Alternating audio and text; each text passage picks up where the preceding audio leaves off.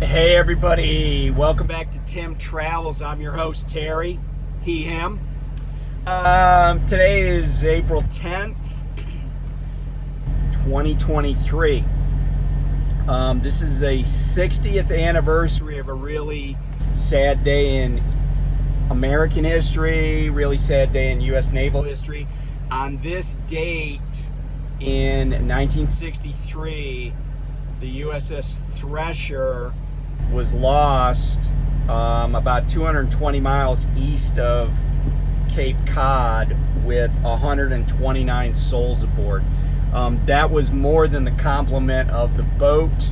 And by the way, the USS Thresher was a nuclear-powered submarine. That was more than the complement of the boat, but there were also civilian contractors on board. Yeah, I'm not going to get into all the potential causes because that's a long debate. There's lots of videos about that actually. But I will say that one thing that happened as a result of that, which arguably saved lives, was the implementation of what is called the SubSafe program. Anybody that's a former bubblehead in the past 50 years knows what SubSafe is. But basically, it was the U.S. Navy, and in particular NR, nuclear reactors, taking a different approach to how stuff was manufactured and inspected and maintained. Now, I will say that we also lost a submarine, the USS Scorpion, which was a nuclear-powered submarine, in 1967. However, Scorpion was not SubSafe certified at that point. But anyway, that's something that happened on this day 60 years ago. Anyway, I wanted to throw a couple of things out there. One is, I was talking to my good buddy Paul, and I said,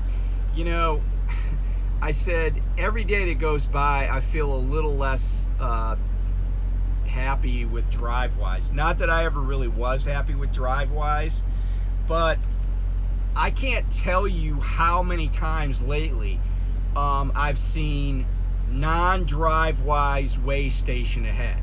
Okay, like in Florida and Georgia, that's all I saw, right? So when it says non-DriveWise, that basically means DriveWise is useless, okay?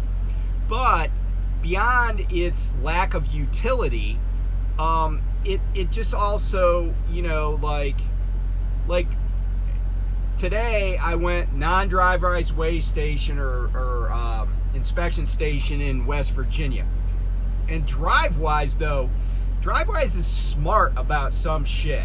Because DriveWise, every time it says that, it's a non-DriveWise station, DriveWise gives the best advice. It says, read road signs. I never would have thought of that shit. And DriveWise was like, no, read the road signs.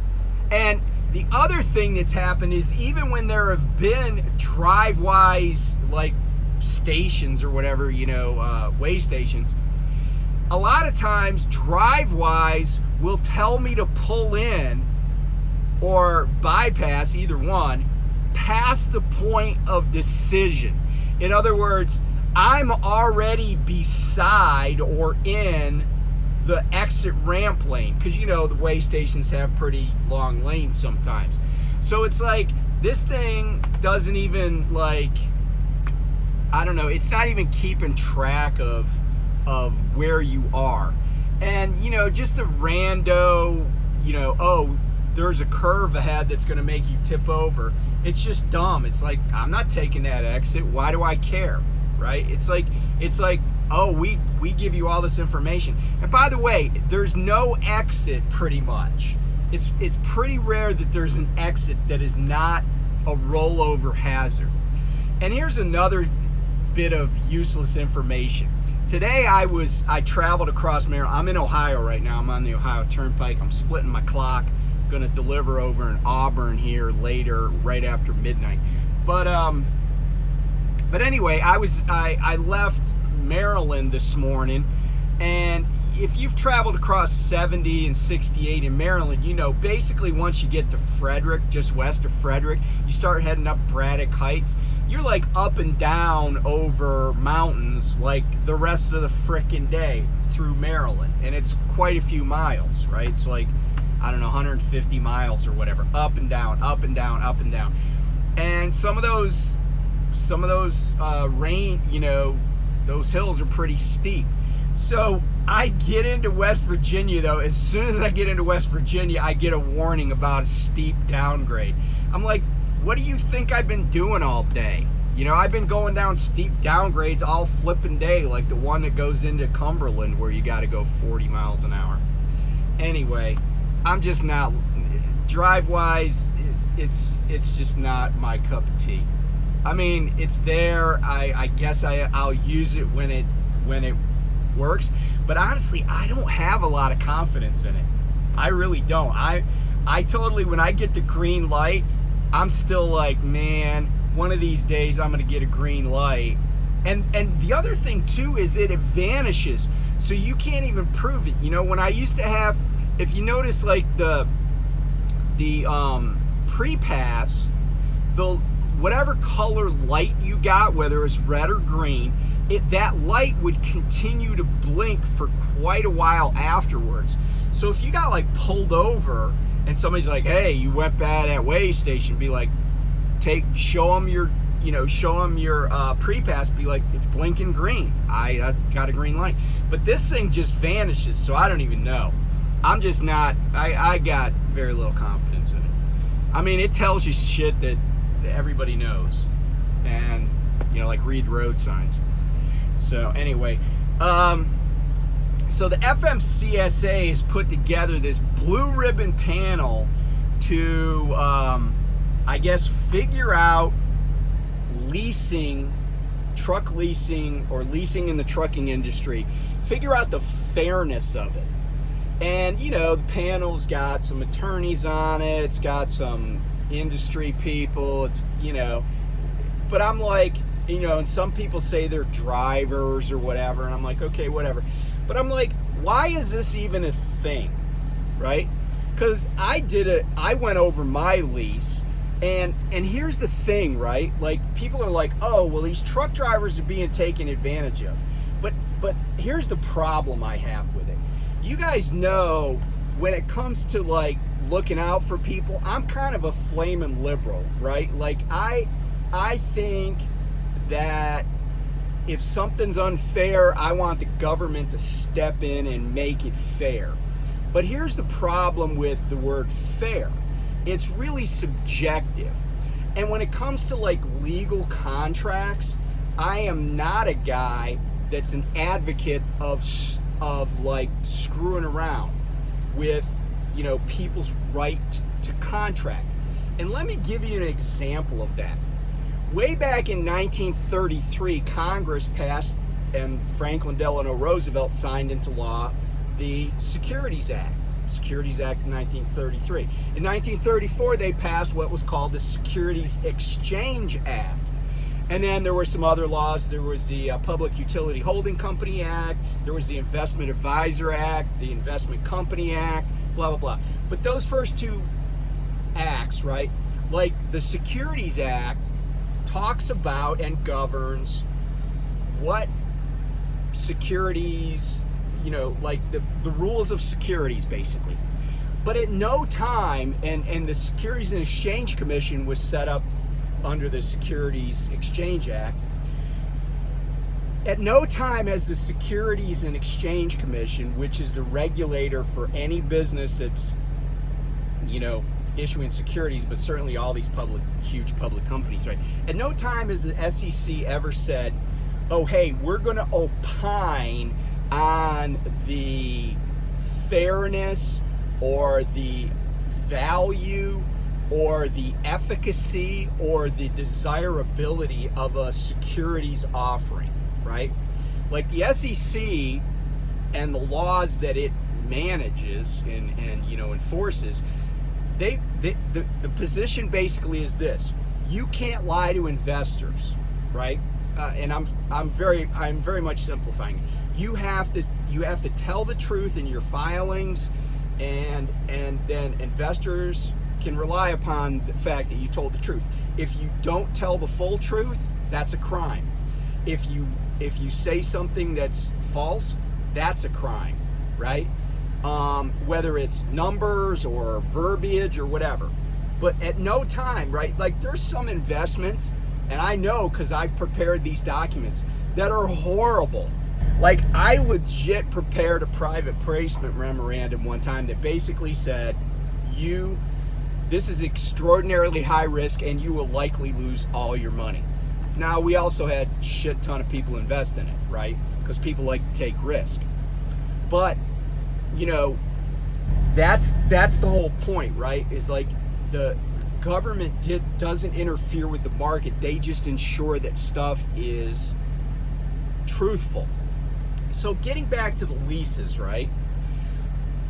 My question on this whole blue ribbon panel is, who determines what's fair?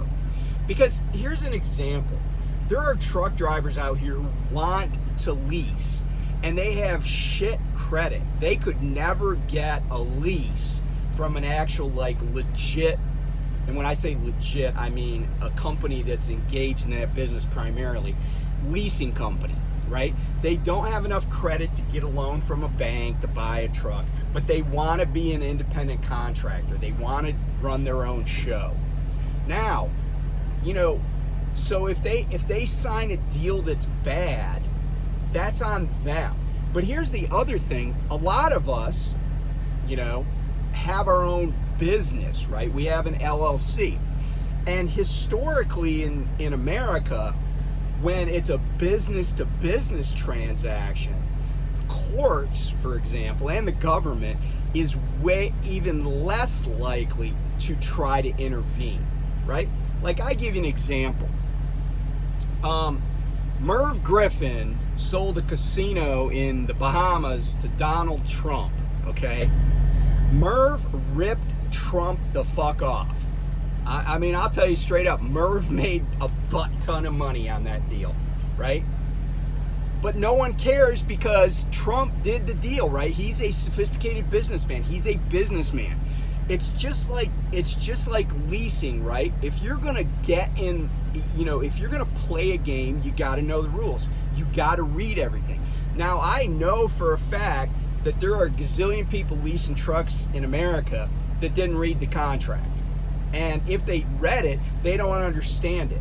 But whose fault is that? Is that unfair? Or is it just that they don't care? I mean, I used to have people that did commercial leases all the time. I'd be like, hey, you know, that's in your lease. I'd be like, what? What does that mean? Well, it means this. Oh, no, I didn't know that. Like, they can't figure out whether, you know, what this triple net lease means on a you know, commercial business space. The same thing with truck leasing, right? I was in the ACE 2 class, and I think I've told this story before, but like, somebody was like, well, where's, you know, how come X, right? That was one of the other drivers. And I said, about the same time that Trish, who teaches that class, said it, it's in the lease, right? He was like, well, how come they can do X? It's in the lease, dude. Read the freaking lease, you know? Don't be angry that you're getting treated unfairly when all that's happening is a company is adhering to the terms of the contract, right? Because I sure as hell would enforce the contract against them. I shouldn't be surprised if they enforce it against me. So I just think this whole idea of babysitting people, look, if, you know, business is not for the faint of heart, right? It's life in the big city. If you don't know what you're doing, then you got a couple of choices. One is don't do it. Two is get some professional help so you at least know what's going on. Or three is just do it and hope it turns out okay.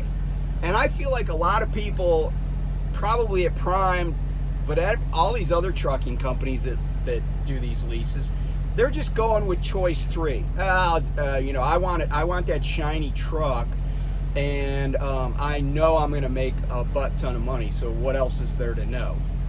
Well, there's a lot to know.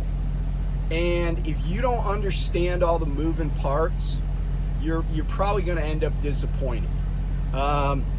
So I'm totally against this idea that they're going to be like policing leasing agreements. You know, if there's something wrong with it, you know, if you think you're getting screwed over, get a lawyer, find out. But, you know, this is not, you know, there's no free lunch. And, you know, you can either pay a lawyer to review it on the front end, or you can pay a lawyer to sue somebody and hope you get some recompense on the back end, you know? I can't tell you how many people in other lines of work would come to me, you know, back in the day and say, hey, Terry, you know, can you help me do this? And, you know, sometimes I would say, and I would say it totally meaning, well, you know, I told you so, even though I never did tell them so because they didn't consult me. But I had a guy, he was getting totally screwed over by somebody because he did a deal. He thought he had a business degree. He thought he was the smartest guy on the block. And I was like, you know what? If you'd have spent $1,000 to have me go over this stuff, you wouldn't be in the position you're in right now, losing your shirt. You know, it's pay me now or pay me later. It's like Fram oil filters, right? So anyway, and I'm always happy to, like, you know, share what I know about this stuff. And if you haven't watched my video where I talk about Prime's lease, go back and watch it. If for no other reason, even if you don't lease at Prime, if for no other reason than to understand how somebody who used to do deals all the time looks at a deal he's doing for his own business. So anyway, thanks for tuning in. Appreciate all the subscribers and everything. And like I said, I actually have my t-shirts on board. So if you see me, if you like a t-shirt, all I'm asking for is $15, and that's really legit. It's just covering the cost, and that'll, you know, if I can get $15 for the shirts, then I can order more. And you know, and if I don't have your size, then just, if you see me at some point, just tell me what you're looking for. If you want to look like a traffic cone, I can probably get those colors. In fact, I know I can. Sorry about the glare. If you want pink or some other cool purple, something like that, if that's something you really love, then I can probably accommodate that, as long as I can get an idea that enough people would want it. So anyway, talk to you soon and be safe. Bye.